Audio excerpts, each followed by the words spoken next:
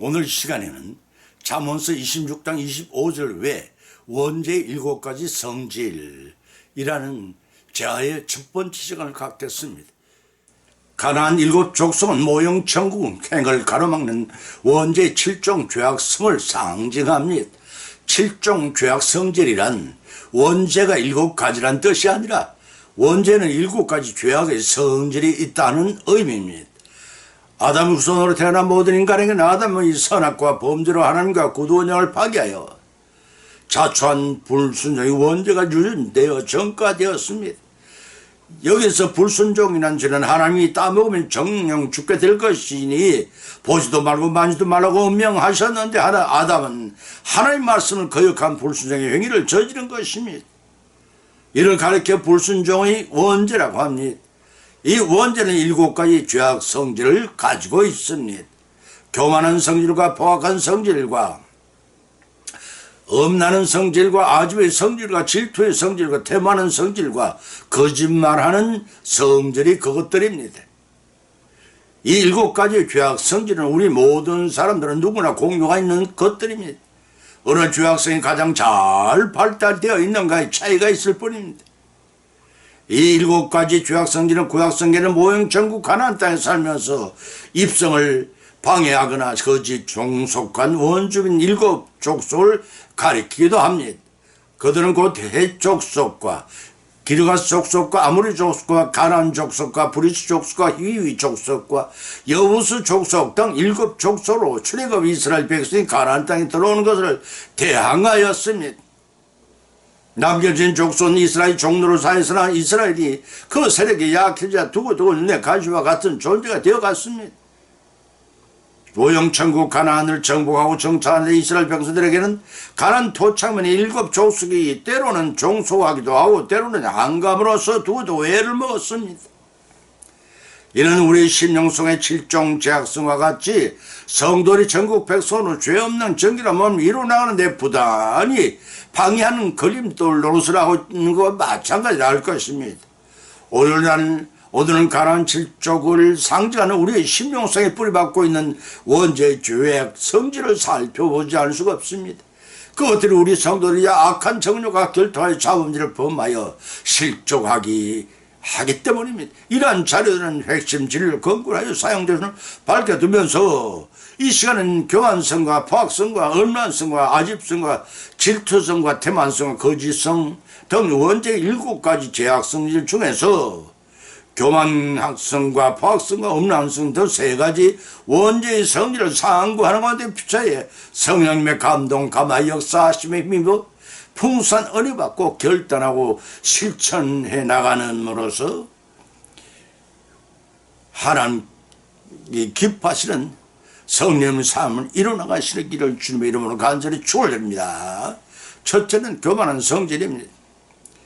로마서 12장 16절을 찾아보면 서로 마음을 같이하여 높은 데 마음을 두지 말고 도리어 낮은 데 처하며 스스로 죄 있는 채 말라고 하였으며 고린도후서 2장 7절에서는 여러 가지 계시를 받은 것이 지극히 크므로 너무 자고하지 않게 하시려고 내 육체의 가시 곧 사단의 사자를 주었으니 이는 나를 쳐서 너무 자고하지 않게 하려 하심이라 가있고 누가복음 14장 11절은 기록하기를 무릇 자기를 높이는 자는 낮아지고 자기를 낮추는 자는 높아지리라고 하였습니다.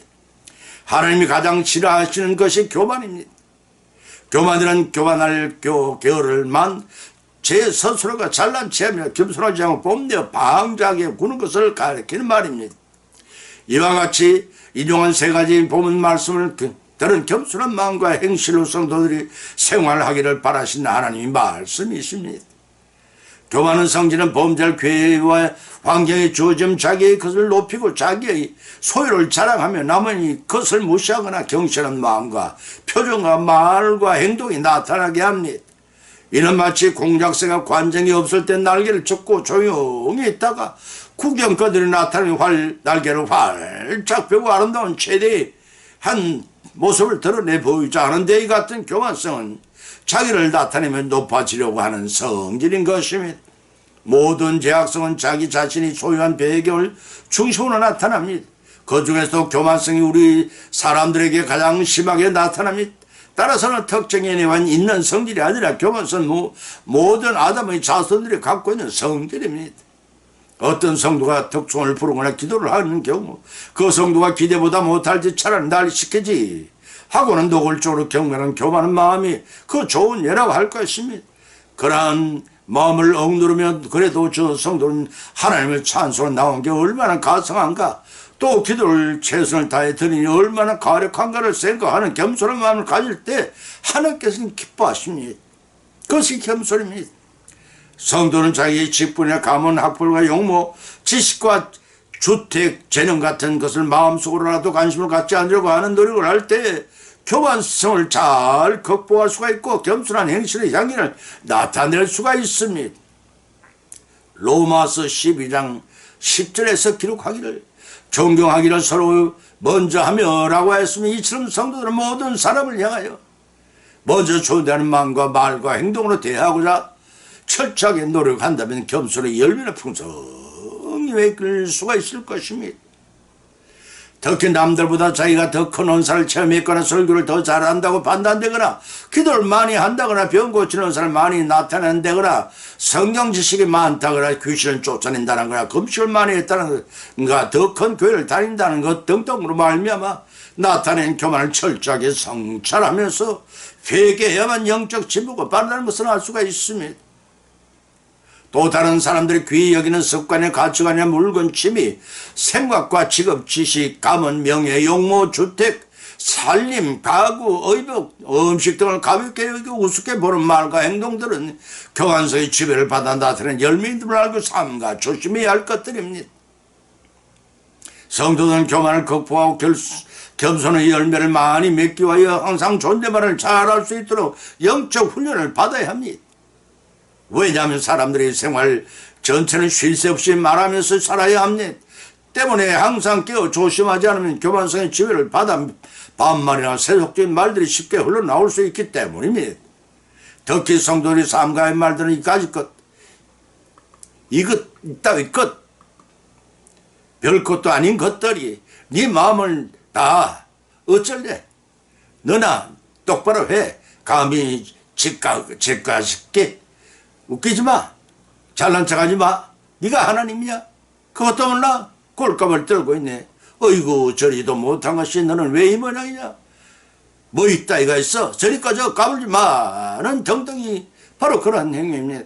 에베소 4장 29절 쳐다보면 기록하기를 무릇 더러운 말은 너 입밖에 내지 말고 오직 덕을 세우는 데 소용되는 대로 선한 말씀을 많이 듣는 자들에게 은혜를 끼치라고 밝혀 있습니다. 우리 성도는 하나님의 아버지라고 호칭하는 하나님의 자녀들이기 때문입니다. 또 베드로전서 5장 5절을 찾아보면 기록하기를 하나님이 교만한 자를 대적하시되 겸손한 자에게는 은혜를 주시느니라고 하였고 마태복음 20장 27절에서는 너희 중에 누구든지 어떠함이 되고자 하는 자는 너희 중에 종이 되어 하리라 하고 하신 예수님 말씀을 명심하시고 삼가 교만하지 말고 겸손의 열매를 많이 맺어 나가시는 우리 모두가 되시기를 예수님의 이름으로 축원을 드립니다. 두 번째는 포악의 성질입니다. 본문의 말씀 마태복음 5장 39절과 44절 찾아보면 악한 자를 대적하지 말라. 누구든지 내 오른편 뺨을 치거든 왼편도 돌려대며 너희 원수를 사랑하며 너희를 핍박하는 자를 위해 기도하라고 하셨고 요한일서 3장 15절에서는 그 형제를 미워하는 자마다 살인한 자니라고 규정했으며 야고보서 1장 20절과 로마서 12장 17절에 기록보면 사람이 성되는 것이 하나님이 의를 이루지 못함이라 아무에도 악으로 악을 갚지 말고 모든 사람 앞에 선을 도모하라고 하였습니다. 이런 말씀은 포악성의 지배를 당하지 않도록 해야 한다는 교훈의 말씀인 것입니다. 동물 중에서 가장 포악스러운 동물은 호랑이입니다. 호랑이가 포효하고 잔인하게 짐승을 찢듯이 성을 내거나 혈기를 부리건 그러나 복수심과 폭력과 살인과 표독스러움과 악담과 눈 흘김과 속으로 벼르거나 책망하거나 분노를 나타낼 때 짜증이 포함될 경우에만 포악성의 지배를 받아 악순을 품는 상태이므로 철저하게 회개해야 합니다. 고린도서 13장 5절의 말씀대로 사랑은 성내지 아니하며 라고 하였습니다. 그 말씀을 철저하게 실천하며 마음속으로 원수도 미워하지 않고 사랑하려는 영적 훈련을 받아야 합니다. 그것이 하나님이 자녀다운 생활입니다. 또한 지극히 작은 자라도 철저하게 참여하면서 행실 가운데 합당한 연륜을 맺기 위한 노력을 기울인다면 우리의 마음이, 믿음이 영적으로 빠르게 성장하게 됩니다. 따라서 성도들은 마음속에는 분노한 미움의 그림자가 나타나도 부끄러워하고 철저하게 참여하는 내면성을 영위해 나가야 합니다. 특히 자녀가 학교 성적이 떨어졌을 때나 다른 사람이 고의적으로 했거나 혹은 실수를 범하여 자기의 크고 작은 손해를 생기게 되었을 때 포악성의 지배를 받아 분노나 화를 벌컥 내면서 의분이라 주장하며 죄악을 선한 것으로 착각을 정당화시키는 위선자들이 의외로 많다는 것입니다. 사역자 가운데는 예수님께서 성전 청소를 할 때를 비롯으로 자신의 행위를 정당화시키며 회개할 줄 모르는 자와 같은 죄를 범해서는 아니 됩니다. 또 강대상에서 일정한 성도를 빗대어 욕설을 하거나 대여스럽게 저주하는 포악성을 정당하지 말고 철저히 성찰하고 깊은 참회 생활을 오히려 해야 합니다. 또한 귀신을 내쫓는다고 하면서 귀신을 향해 욕설이나 분노나 무시하는 말과 행동을 나타낼 때 포악성의 지배를 받고 있으면서도 죄가 아니라고 정당화하는 잘못을 포해서는 안 됩니다. 특히 대환란을 통과할 때는 범죄하기 쉬운 환경이 계속될 것입니다. 그때를 대비하여 현재의 생활 가운데 시험 풍파를 당할 때 나타나게 되는 죄악성을 이기는 훈련을 충실히 하게 하면 포악성의 지배를 받아 범죄하지 않게 돼 큰 믿음의 유익이 될 것입니다. 누가복음 9장 53절 56절에 의하면 예루살렘 성을 향해 올라가신 예수님께서 사마리아인의 한 촌에 들어가셨을 때 사마리아인들과 통과하지 못하도록 극심하게 그들은 방해를 했습니다. 참다 못한 야고보와 요한이 화가 나서 주님께 말씀하시기를 하늘로부터 불을 내려달라고 하나님께 기도해서 사마리아인들을 멸망시켜 버리자고 하였습니다. 예수님께는 제자들을 책망하셨습니다. 여기서 주님은 제자들의 기도하는 특권을 마음속에 나타나 분노나 미움 등의 악의에 사로차여 함부로 사용하려고 했던 마음과 행실을 회개해야 한다는 것을 배우게 하셨습니다. 오늘의 많은 교역자들이 성도들이 자기를 거역하거나 해방하거나 중상모략하는 사람이 생겼을 때 저주나 악담을 하면서 사람들을 두렵게 하는 경우가 적지 않습니다.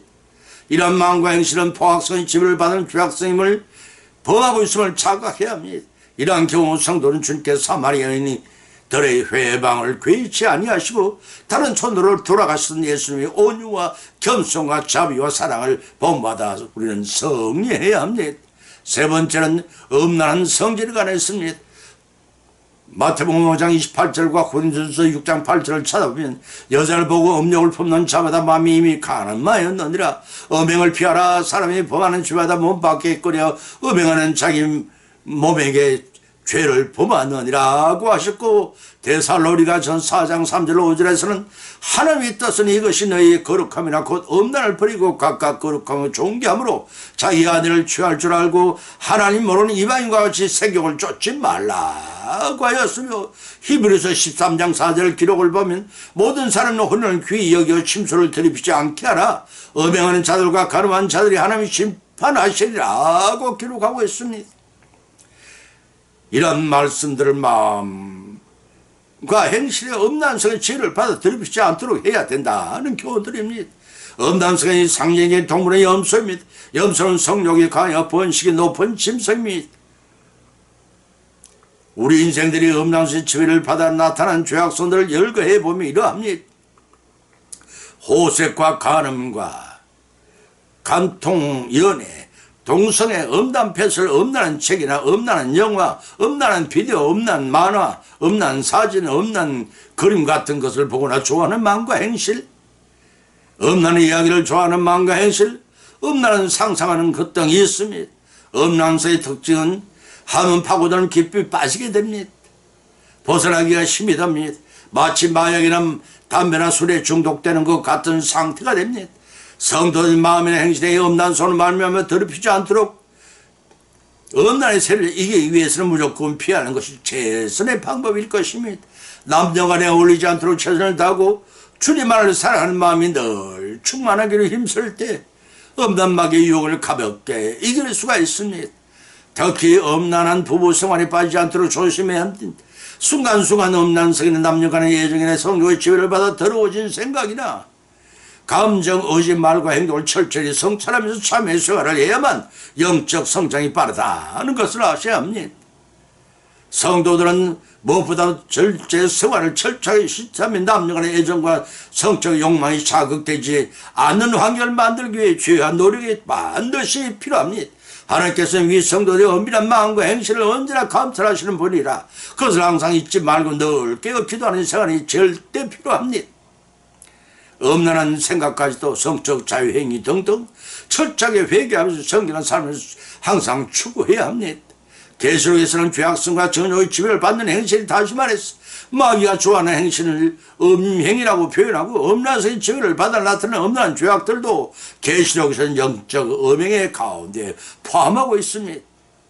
구약성경에서는 구약성경에 나타나는 음행 가운데 창세기 39년 1절 12절에서 야곱의 11번째 아들 요셉이 애고의 시 대장 보디발의 가정에 청지로 생활할 때 있었던 일이 기록되어 있습니다. 요셉은 용모가 준수하고 아담하고 총성스러운 청지기였습니다. 보디발의 아내는 처음에는 이성지간의 애정을 느끼기 시작하다 나중에는 날마다 음란한 욕망에 사로잡혀 노골적인 눈짓과 음란한 행실로 요셉을 유혹하다 못해 적극적으로 동침하기를 요구를 했습니다.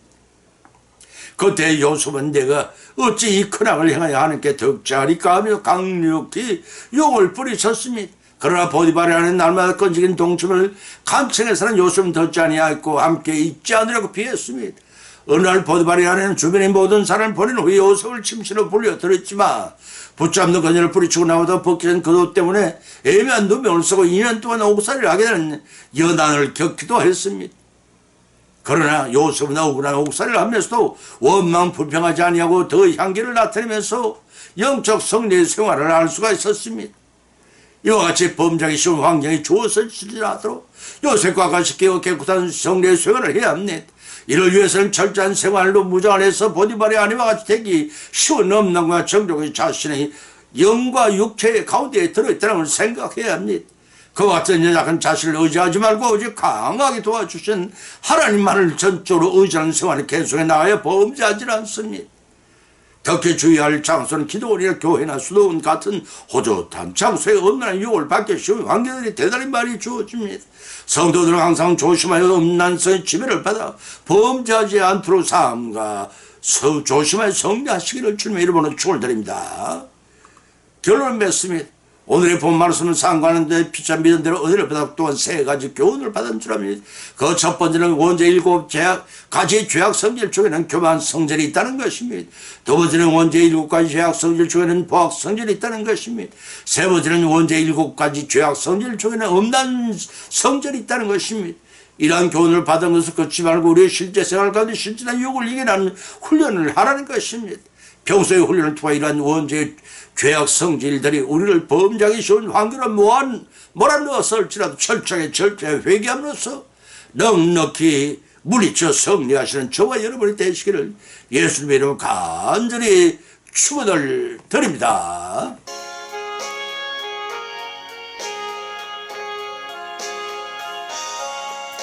세상 모든 사람들 집을 짓는 자니 반석 위가 아니면 모래 위에 짓네. 우리 구주 오셔서 지연상을 줄 때 세운 공로 따라서 영영상을 주리. 잘 짓고 잘 짓세 우리 집 잘 짓세 만세 반석 위에다 우리 집 잘 짓세. 아멘.